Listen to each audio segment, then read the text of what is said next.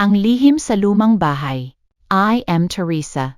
3 dekada akong naging kasambahay sa isang malaking bahay sa Quezon City. Bata pa lang ako nang pumasok ako roon, walang pinag-aralan, walang pamilya, at walang ibang pinanghahawakan kundi ang pangakong magiging maayos din ang lahat. Ang amo ko?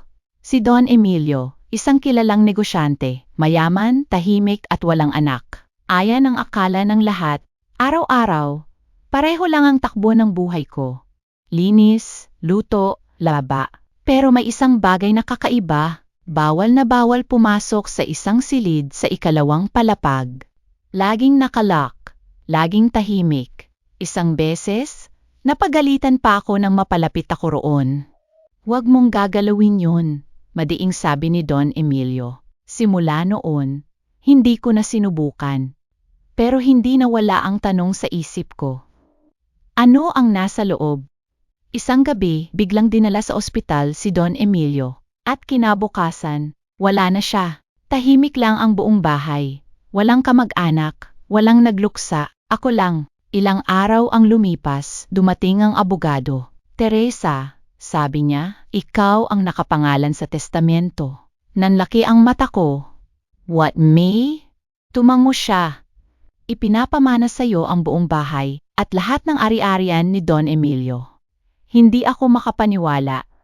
Pero may isang kondisyon. Buksan mo ang silid sa itaas at doon mo malalaman ang buong katotohanan. Kinabahan ako. Dahan-dahan kong binuksan ang pintuan at bumungad sa akin ang isang silid na puno ng mga larawan. Mga larawan ko, mula pagkabata hanggang sa pagtanda. Nanginginig ang kamay ko habang isa-isa kong tinitingnan. At sa gitna ng mesa, isang liham. Binasa ko, "Teresa, kung nababasa mo ito, wala na ako. Hindi ako naging mabuting ama. O ako ang tunay mong ama." Parang tumigil ang mundo ko.